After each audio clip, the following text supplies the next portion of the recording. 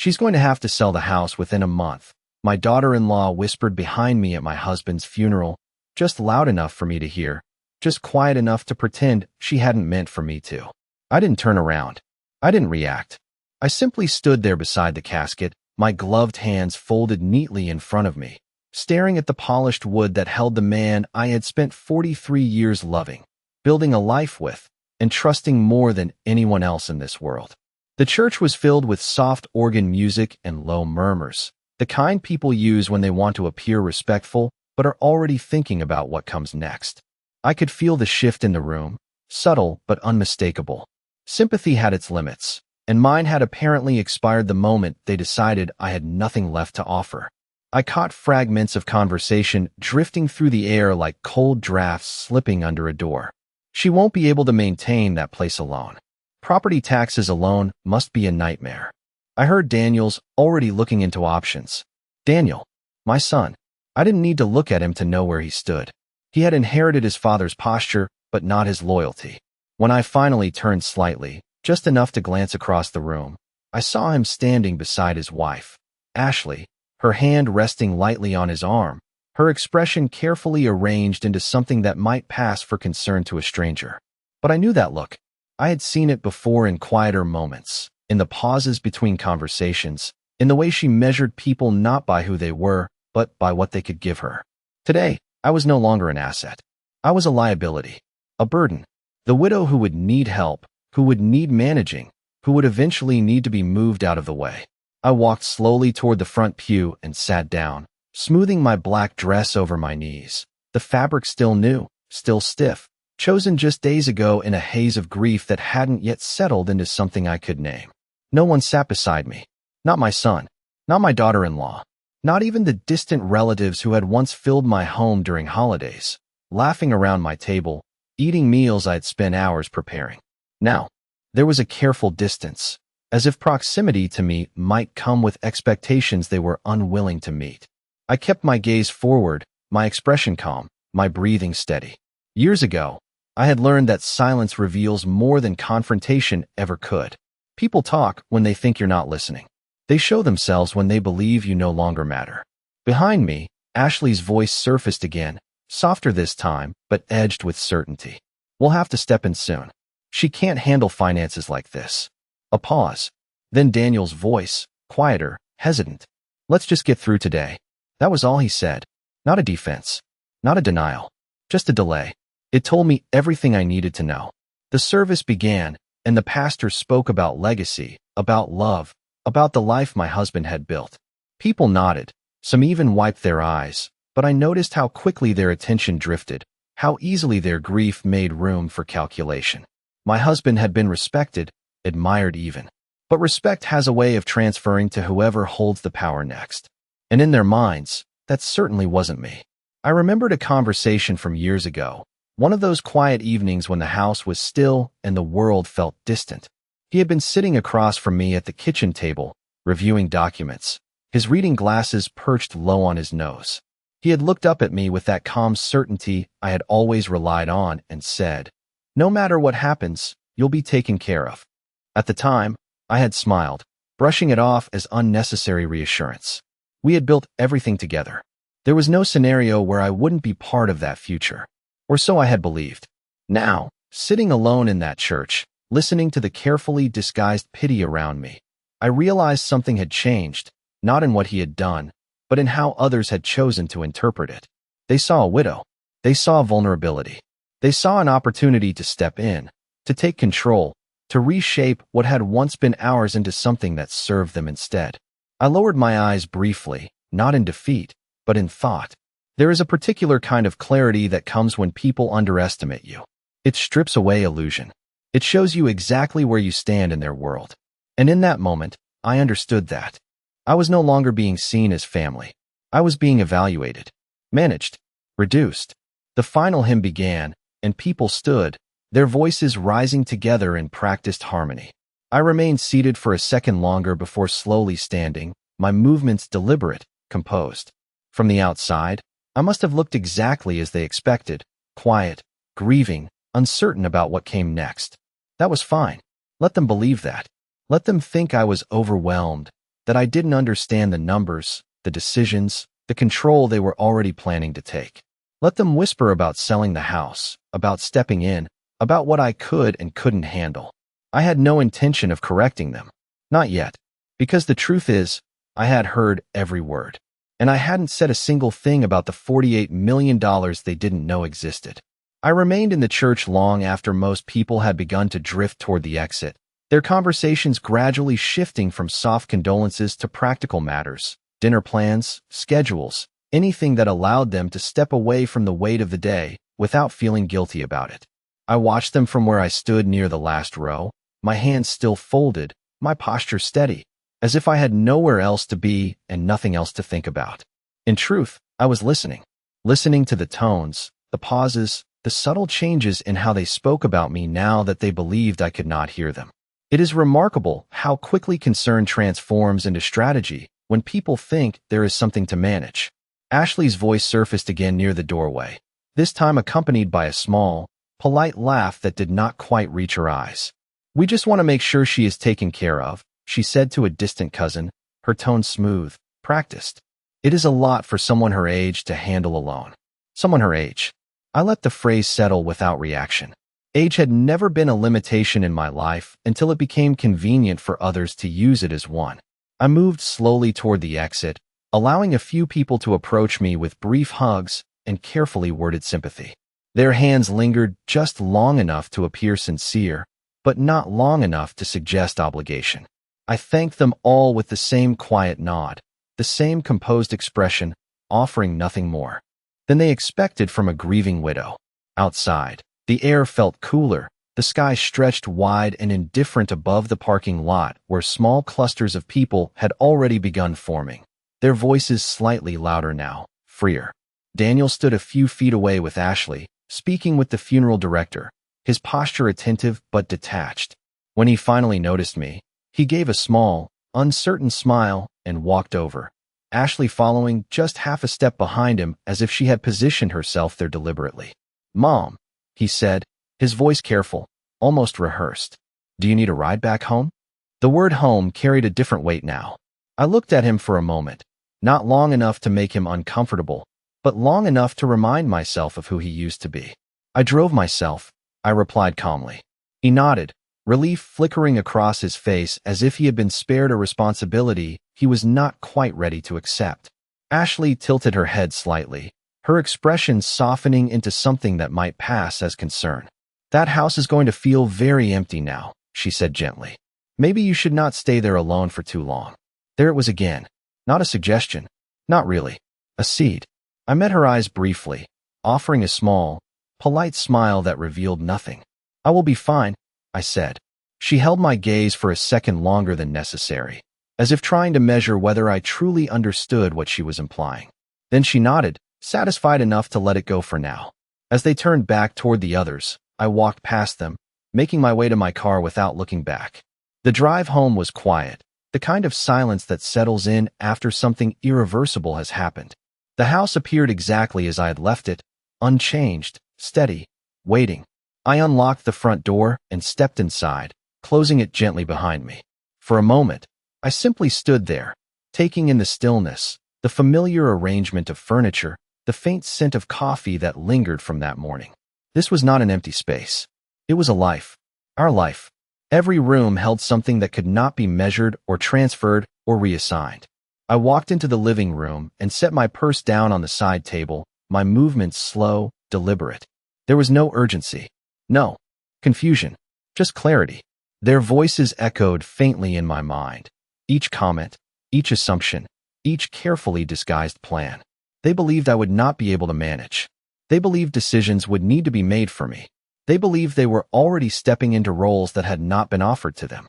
I moved toward the kitchen and poured myself a glass of water, the simple act grounding me in the present. The afternoon light filtered through the windows, casting long, quiet shadows across the floor. I thought again of what my husband had said, of the certainty in his voice, the quiet confidence that had always guided him. He had never been careless. Not with his work, not with his decisions, and certainly not with me.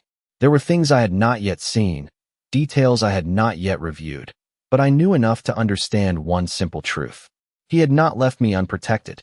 I took a sip of water and set the glass down, my reflection faintly visible in the window above the sink. I did not look like someone who had lost everything. I looked like someone who had just begun to understand what others had been planning behind her back. And for the first time since that morning, I allowed myself a small, almost imperceptible shift in perspective. They were not preparing to take care of me. They were preparing to take control. The difference mattered. I turned away from the window and walked toward the hallway, my steps steady, my thoughts precise. There would be time to confirm everything, to review every document, to understand every layer of what had been set in place. But not today. Today had already given me what I needed. It had shown me exactly how they saw me. And more importantly, it had shown me exactly how far they were willing to go when they believed I had nothing left. I woke up the next morning at exactly 6:15, not because I had set an alarm, but because my body had followed the same rhythm it had kept for decades, a rhythm that did not change just because everything else had. The house was quiet, but it was not unfamiliar. I moved through it the same way I always had, turning on the kitchen light, setting the kettle on the stove, reaching for the same mug I had used every morning for years. Routine has a way of steadying the mind when everything else begins to shift. I did not rush. There was no need. I sat at the kitchen table with my coffee and allowed the silence to settle around me, not as something empty, but as something revealing. Yesterday had stripped away any remaining uncertainty about where I stood in my own family. Today was not about reacting to that realization. It was about understanding it completely. Around 8:30, my phone rang. I did not need to check the screen to know who it was. I let it ring twice before answering. "Good morning, Margaret." Mr. Harrison Blake's voice came through, measured and composed, exactly as I remembered it. "I hope I am not calling too early." "You are not," I replied, taking a slow sip of coffee. "I imagine you have something important to discuss." There was a brief pause on the line, not hesitation, but precision. "I believe it would be best if we met in person," he said. "There are details regarding your husband's estate that should not be handled over the phone." I glanced toward the window, where the morning light had begun to stretch across the backyard, illuminating the garden we had planted together years ago. "What time?" I asked. "Would 10 o'clock work for you?" "Yes," I said simply. "I will be there." When I ended the call, I did not move immediately. I let the moment sit. There it was. The next step. Not a surprise, not exactly, but a confirmation that what I suspected was already beginning to unfold. I finished my coffee, rinsed the mug, and moved upstairs to get ready, choosing my clothes carefully but without hesitation. A navy blouse, tailored slacks, low heels. Nothing dramatic. Nothing that suggested uncertainty. Just quiet control. By 9:30, I was in my car, the drive to Mr. Blake's office taking just under 20 minutes. The roads were familiar, the turns automatic, but my mind remained focused, not on the past, but on what was about to be clarified. When I arrived, his office looked exactly as it always had. Clean lines, neutral tones, everything in its place. A space designed for precision.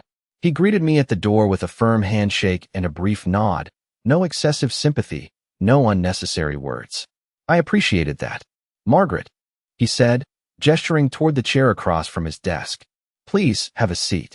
I sat, placing my hands calmly in my lap as he moved behind his desk and opened a folder that had already been prepared. He did not rush. He reviewed a few documents, aligning them carefully, before finally looking up at me. "Your husband was a very thorough man," he began. "He anticipated a number of scenarios and made specific arrangements accordingly." I held his gaze, saying nothing. He continued, "What I am about to show you is not part of the standard estate summary that your family will be expecting." There it was again. Not what they were expecting. He turned the folder slightly and slid a document toward me. I glanced down, my eyes moving across the page slowly, taking in the numbers, the accounts, the structure. It was not just a will. It was a strategy. Layers of protection, allocations that had been deliberately separated, conditions that had been carefully written. My expression did not change, but inside, something shifted into place with absolute clarity.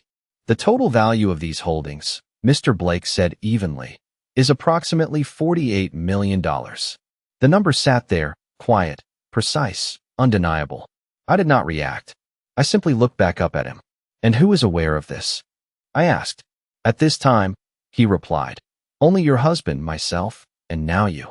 I nodded once. That was all I needed to hear. He leaned back slightly, observing me with a level of attention that suggested he was measuring not my reaction, but my understanding. There are also conditions, he added.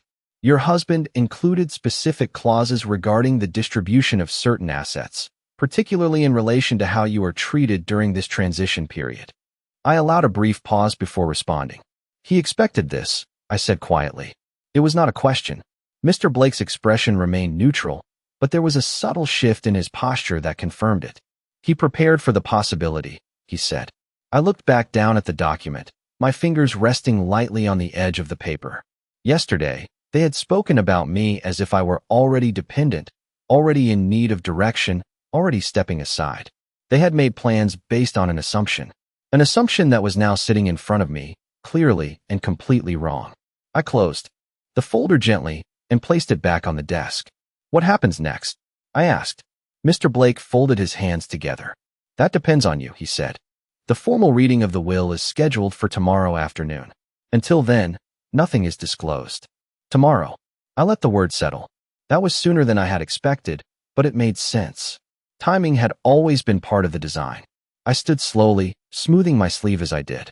Then we proceed as planned, I said. He nodded once, understanding immediately. As I walked out of his office, the world outside felt unchanged. Cars moved along the street. People went about their day, everything exactly as it had been before. But for me, something had become sharply defined. Yesterday, they had seen a woman with nothing left. Today, I understood exactly how much I had. And more importantly, I understood that they had already shown me who they were when they believed I had nothing at all. I returned home that afternoon with the folder still fresh in my mind, though I carried nothing in my hands, nothing that could be seen or questioned if anyone happened to ask. The house greeted me the same way it always had, quiet, composed, unchanged, but now there was a subtle difference in how I moved through it. Every step felt more deliberate, not heavier, but more certain, as if the uncertainty of the previous day had been replaced by something far more controlled. I placed my keys on the small table by the door and paused for a moment, listening to the stillness. It was not empty. It was waiting. I walked into the living room and sat down, letting my eyes move slowly across the space, taking in the details I had long since stopped noticing. The framed photographs, the bookshelves, the soft indentation on the couch where he used to sit. This was the life they believed I would lose. This was the life they were already preparing to divide, to reassign, to reduce into numbers and decisions they thought I would not understand. I leaned back slightly, my hands resting calmly in my lap, and allowed the memory of yesterday to replay itself, not as something painful, but as something instructive. Ashley's voice, the careful concern, the quiet assumptions, Daniel's silence. It was all so clear now, so predictable once seen. Without illusion, there is a moment when disappointment stops being emotional and becomes analytical. I had reached that point. Around mid-afternoon, the phone rang again. This time, I checked the screen. Daniel. I let it ring once before answering. Mom, he said, his tone softer than it had been at the funeral, but not entirely natural. I wanted to check on you. See how you were doing. I listened to the words, not just what he said, but how he said it. There was a careful balance in his voice, as if he were trying to position himself somewhere between concern and control. I am fine, I replied evenly. There was a brief pause, the kind that comes when someone is deciding how to move the conversation in the direction they actually intend. Ashley and I were talking, he continued. We think it might be a good idea for you to come stay with us for a while, just until things settle down. There it was. Not a suggestion, a transition. I could almost see the next steps already forming in their minds. Temporary would become necessary. Necessary would become permanent. I kept my voice calm, almost thoughtful. That is kind of you, I said. But I am comfortable here. Another pause. Slightly longer this time. It is just that the house is a lot to manage, he added, his tone tightening just enough to reveal the underlying intention. There are bills, maintenance, decisions that might be overwhelming right now. I allowed a small silence to follow his words, not to challenge him, but to let him hear them fully. I have managed this house for many years, I said quietly.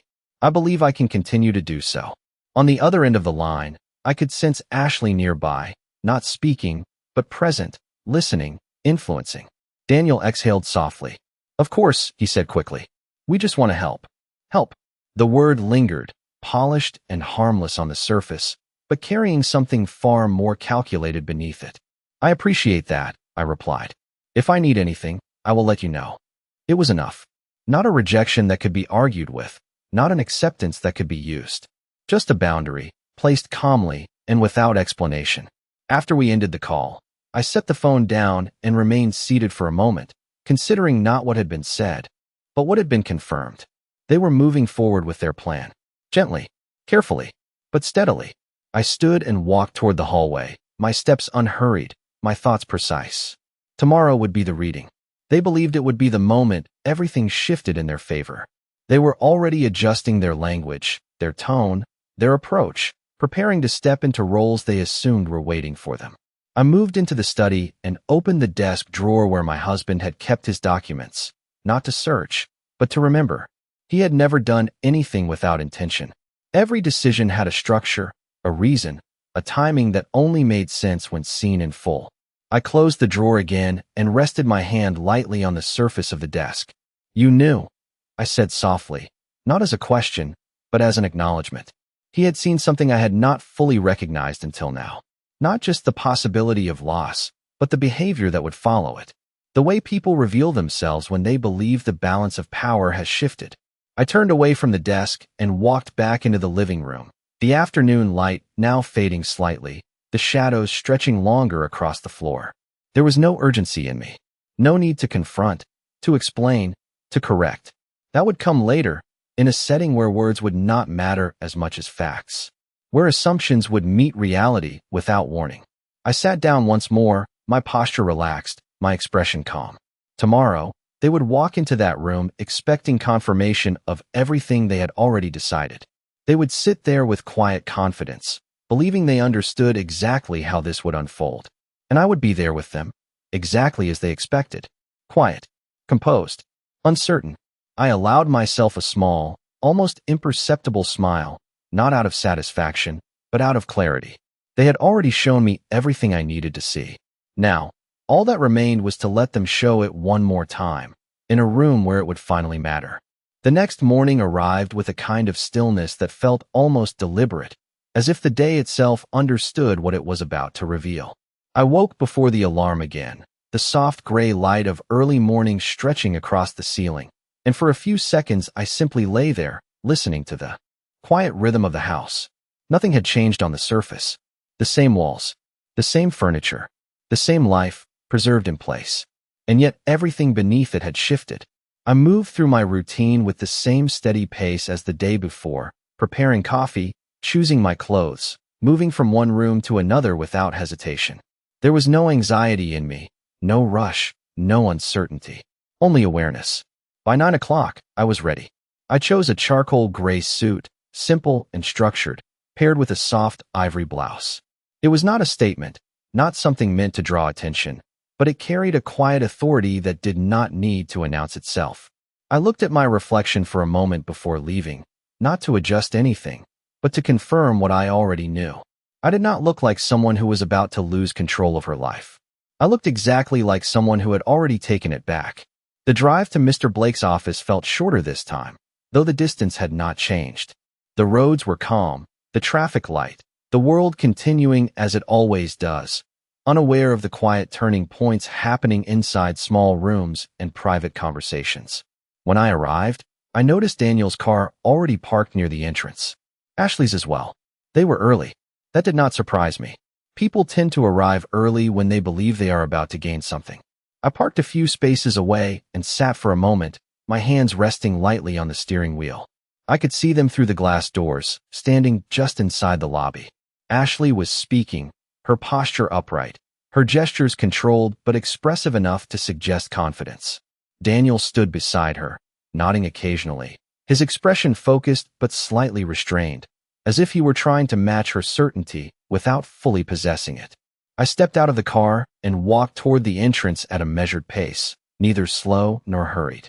As the door opened, the cool air inside met me, and their conversation paused almost instantly.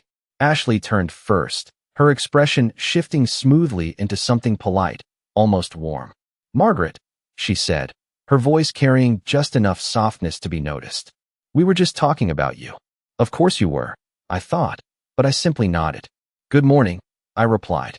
Daniel stepped forward, offering a brief smile that did not quite settle naturally on his face. Mom, he said, how are you holding up? The question lingered between us, more out of obligation than genuine curiosity. I am doing well, I answered calmly. Ashley glanced at Daniel for a fraction of a second before speaking again. We have been thinking about the house, she said, her tone careful, measured. There are a lot of decisions that will need to be made soon. It might be easier if we start discussing options early. There it was again. Not a suggestion, a progression. I met her gaze briefly, my expression unchanged. I am sure everything will be discussed at the appropriate time, I said. She held my eyes for a moment, searching for something, perhaps uncertainty, perhaps hesitation. Finding neither, she gave a small nod and stepped back slightly, allowing the moment to pass without pushing further. Mr. Blake appeared shortly after, greeting each of us with the same professional composure, his demeanor unchanged regardless of who stood in front of him. Thank you for coming, he said, gesturing toward the conference room. We can begin shortly. We followed him inside, the room arranged with quiet precision.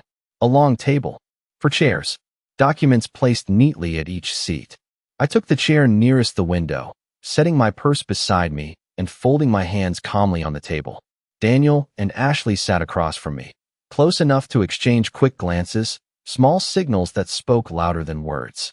I watched them without appearing to, noting the subtle alignment of their posture, the quiet synchronization of their expectations. They believed they understood what was about to happen. They believed this was a formality. Mr. Blake took his seat at the head of the table and opened the folder in front of him, his movements unhurried, deliberate. The room settled into silence, the kind that precedes something definitive. Ashley leaned slightly forward, her attention fixed, her confidence carefully contained but unmistakable. Daniel rested his hands on the table, his fingers interlaced, his expression focused but not tense. They were ready, or at least, they believed they were. I remained still, my posture relaxed, my breathing even, my gaze directed toward the documents without revealing what I already knew. There was no need to rush this moment. No need to interrupt the sequence they had already constructed in their minds. Mr. Blake began to speak, his voice steady, formal, carrying the weight of structure and authority that cannot be easily dismissed. As he outlined the initial terms, I could feel the subtle shift in the room, the careful attention sharpening into expectation. Ashley's eyes moved quickly, tracking each word, measuring its implications. Daniel's posture straightened slightly, his focus narrowing. They were listening for confirmation, for validation, for the moment when everything they had assumed would be placed in front of them as fact. I sat quietly, my hands still, my expression composed, allowing the silence within me to remain untouched by their anticipation. Because the truth was, nothing had changed since yesterday except one thing. I knew exactly how this would unfold, and they did not. Mr. Blake continued reading with the same steady cadence, each sentence placed carefully, each clause delivered without emphasis, as if the weight of the words did not belong to him, but to the structure itself. The opening sections were exactly what Daniel and Ashley had expected. Standard distributions, surface-level assets, accounts that appeared straightforward, predictable, manageable. I watched the subtle changes in their posture as the numbers were spoken. Ashley's shoulders relaxed slightly, her confidence settling into something more visible now, less restrained. Daniel leaned forward just a fraction, his attention sharpening, his earlier hesitation beginning to dissolve into quiet assurance. They were hearing what they had already decided would be true. That was the first layer, and it was necessary. Mr. Blake turned a page, his movements unhurried, his expression unchanged. In addition to the primary estate allocations, he said, there are supplementary provisions that must be addressed. The shift was small, almost unnoticeable, but I felt it immediately. Ashley's eyes flickered toward Daniel for a brief second before returning to the document in front of her. Daniel's fingers tightened slightly where they rested on the table. Not concern. Not yet. Just attention adjusting to something unexpected. These provisions, Mr. Blake continued, are governed by specific conditions outlined by the decedent prior to his passing. The room remained quiet, but the silence had changed. It was no longer filled with anticipation alone. There was now a trace of uncertainty, subtle but present. Ashley straightened in her chair, her posture refining itself, as if preparing to interpret rather than simply receive. Daniel glanced briefly at me, his expression searching, perhaps expecting a reaction, a sign, something that would confirm or deny whatever he was beginning to sense. I offered him nothing. My gaze remained calm, my expression unchanged, my presence exactly as it had been from the beginning. Mr. Blake paused briefly, allowing the structure of what he had just said to settle before continuing. A portion of the estate, he said, has been placed in a protected allocation separate from the standard distribution. Ashley's pen, which had been resting lightly in her hand, stilled completely. Daniel leaned back slightly, not in relaxation, but in recalibration. This allocation, Mr. Blake continued, is not subject to division under the same terms as the remainder of the estate. The words were precise, but their implications began to unfold in the space between them. Ashley's expression remained composed, but there was a tightening around her eyes now, a subtle adjustment as she processed what this might mean. "And who is that allocated to?" she asked, her voice controlled, measured, but carrying an edge of urgency that had not been there before. Mr. Blake did not look at her immediately. He glanced down at the document, as if confirming something already known, before lifting his gaze. "It is designated solely for Margaret Collins," he said. The air in the room shifted, not dramatically, but enough to be felt. Daniel's posture changed first. His shoulders straightened, his focus narrowing in a way that suggested he was recalculating, adjusting expectations in real time. Ashley did not move for a moment. Then, slowly, she set her pen down on the table, aligning it carefully with the edge of her notepad. "I see," she said, though her tone suggested she was still in the process of understanding. Mr. Blake continued without pause. "This allocation includes assets that were intentionally structured to remain independent of any claims or external management." Ashley's gaze moved toward me again, this time more directly, more searching, as if trying to determine whether I had known about this, whether I had anticipated this moment. I met her eyes briefly, offering nothing more than the same quiet composure I had maintained all along. "And what is the value of this allocation?" Daniel asked, his voice steady but lower now, as if he were choosing his words more carefully. Mr. Blake's response was immediate. "The current valuation is approximately $48 million. The number settled into the room with a kind of quiet finality that did not require emphasis. It did not need to be repeated. It did not need to be explained. It simply existed, undeniable, precise, and entirely outside of what they had expected. No one spoke for a moment. Ashley's expression did not break, but the confidence that had been so carefully constructed began to shift, not into panic, but into something more controlled, more strategic. Daniel exhaled slowly, his gaze dropping briefly to the table before returning to Mr. Blake. "I was not aware of that," he said. "It was not an accusation. It was a statement of miscalculation."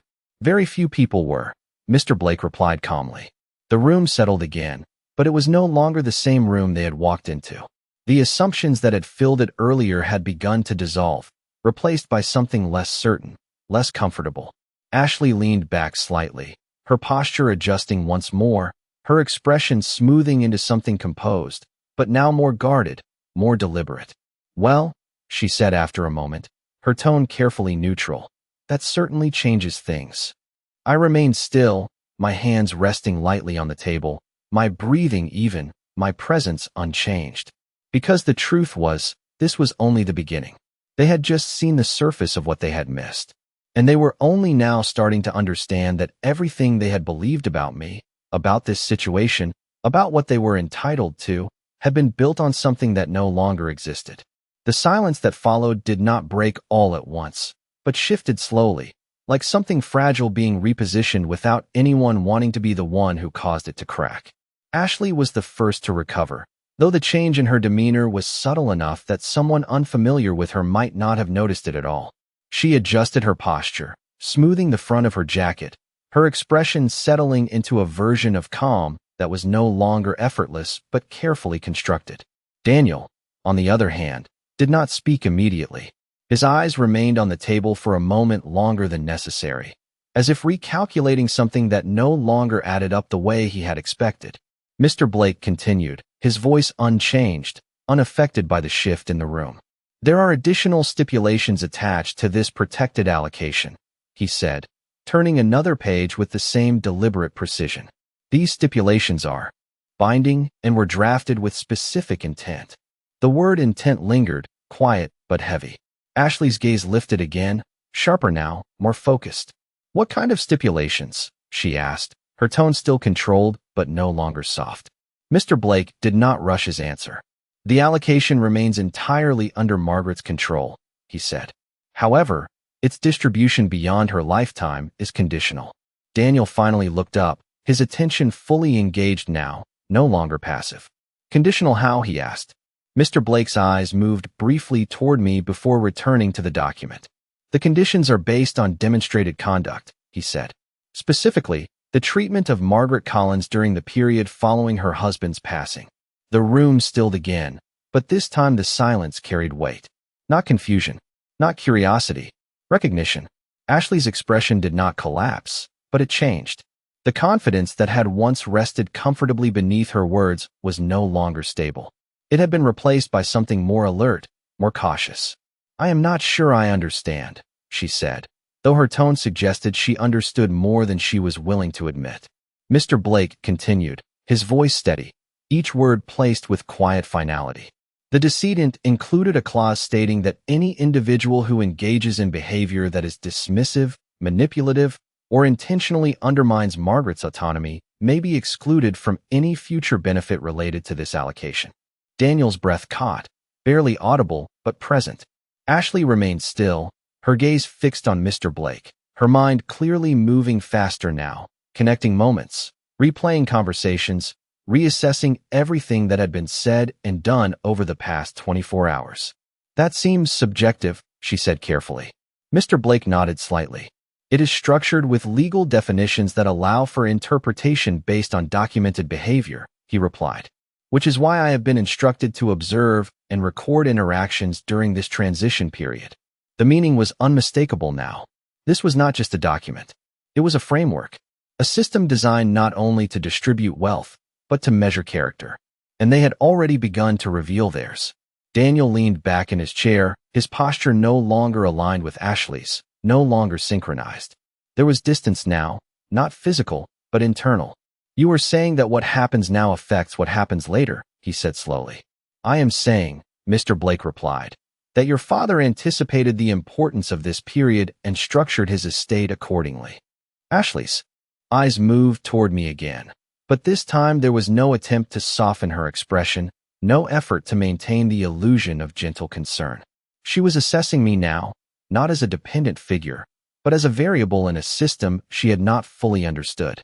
I met her gaze briefly, my expression unchanged, my posture steady, offering nothing that could be used, nothing that could be interpreted beyond what was already clear. The room had shifted entirely now. The assumptions that had once filled it were gone, replaced by something far more complex. Awareness, consequence, uncertainty. Mr. Blake closed the folder in front of him with a quiet, deliberate motion. The remainder of the estate will proceed as outlined, he said. But I would advise all parties to consider these conditions carefully moving forward. No one responded immediately. There was nothing left to say that would restore what had already been undone. Ashley finally nodded, a small, controlled movement that suggested acknowledgement rather than agreement. Daniel exhaled slowly, his gaze drifting toward the window before returning to the table. As for me, I remained exactly as I had been from the beginning. Quiet, composed, still, because the truth was, I did not need to say anything. They had already said everything for me, in whispers they thought I could not hear, in assumptions they believed would never be challenged. And now, for the first time, they understood that every word had mattered. The meeting did not end with raised voices or dramatic reactions, but with something far more revealing, a quiet recalibration that unfolded in the smallest details. Ashley was the first to stand, her movements controlled, her posture still composed, but no longer relaxed. She gathered her things carefully, aligning each paper as if precision could restore a sense of control that had just been disrupted. Daniel remained seated for a moment longer, his hands resting on the table, his gaze fixed somewhere between the documents and the space in front of him, as if he were still processing the distance between what he had expected and what had just been confirmed. I stood at my own pace, unhurried, smoothing the sleeve of my jacket in a small, deliberate motion that required no explanation. Mr. Blake closed the final folder and offered a brief nod, signaling that there was nothing further to add. The structure had spoken. The conditions had been made clear. What remained was not discussion, but response. As we stepped out into the hallway, the air felt different, though nothing visible had changed. People moved through the office as they always did. Conversations carried on, doors opened and closed, the world continuing without interruption. But for us, something had shifted into a new alignment, one that could not be reversed by politeness or careful wording. Ashley walked slightly ahead, her pace measured, her expression neutral but focused, as if she were already adjusting her approach, recalculating the path forward. Daniel followed beside me, not speaking at first, his silence heavier now, less comfortable. When we reached the exit, he finally turned toward me. "Mom," he said, his voice quieter than before, stripped of its earlier certainty. I did not know about any of this. I looked at him, not searching for sincerity, not demanding explanation, simply observing. "That is clear," I replied calmly. He hesitated, as if there were more he wanted to say, something that might bridge the space that had opened between us, but the words did not come easily. Ashley stepped in then, her tone carefully moderated, her expression softened just enough to suggest a shift, though not entirely convincing. "Margaret, we just want to make sure everything is handled properly," she said.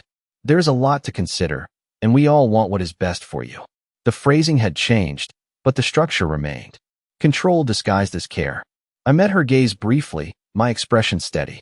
"I appreciate your concern," I said, "but everything will be handled exactly as intended." The emphasis was subtle, but deliberate.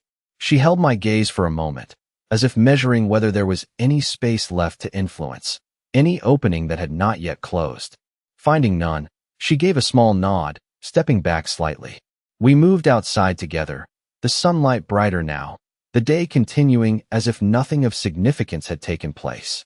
In the parking lot, there was a brief pause, the kind that usually precedes casual goodbyes, but this was not casual.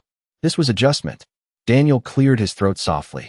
"We should probably talk more about this later," he said, though his tone suggested uncertainty about when or how that conversation would happen. "There is no need to rush," I replied. "Everything is already in place." That was the truth. Not a strategy, not a reaction. A structure that had been built long before this moment, now simply revealing itself. Ashley gave a polite smile, one that did not quite reach her eyes this time. "Of course," she said. "We will be in touch." I nodded once, then turned toward my car without hesitation, without looking back.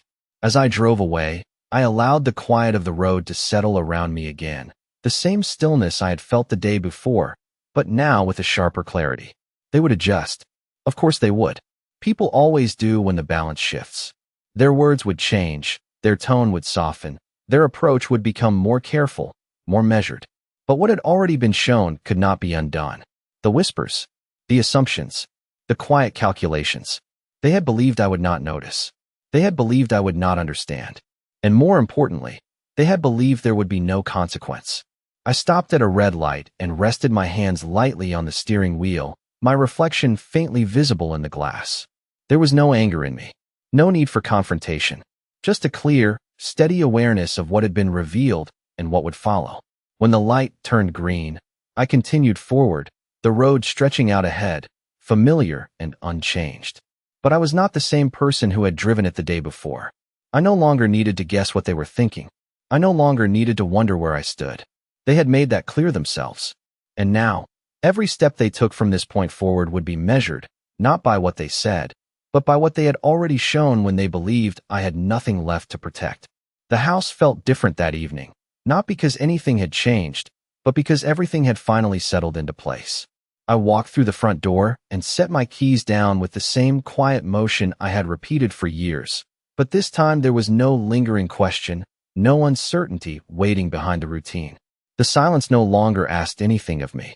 It simply existed, steady and unchanged, like the truth I now carried with complete clarity.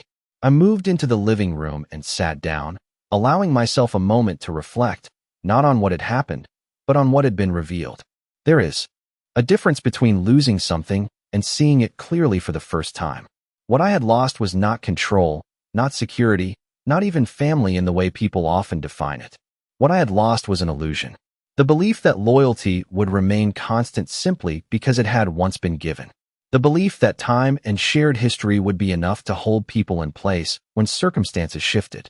Those beliefs had been quiet comforts, but they had never been guarantees. And now, I no longer needed them. My phone rested on the table beside me, silent for most of the afternoon, but just after 6 o'clock, it lit up again. Ashley's name appeared on the screen. I watched it for a moment before answering, not out of hesitation, but out of recognition. This was the next step. "Margaret," she said, her voice softer than it had ever been, carefully measured, each word placed with intention. "I wanted to check in and see how you were doing after today." I listened without interrupting, allowing her tone to settle into the space between us. It was different, but not unfamiliar. "Adaptation. I am doing well," I replied calmly. There was a brief pause, then she continued. "I think there may have been some misunderstandings recently. Emotions have been high, and I just want to make sure we are all on the same page moving forward." The phrasing was precise, neutral, designed to soften what could not be undone. I leaned back slightly, my gaze resting on the far wall where a photograph of my husband still hung, unchanged, steady. "I believe everything is quite clear now," I said. Another pause followed, slightly longer this time. "Of course," she said. "We just want to support you in any way we can." The word support carried less certainty now, less authority. It had been adjusted, repositioned, but it could not fully disguise what it had been before. "I appreciate that," I replied, my tone even, leaving no room for interpretation.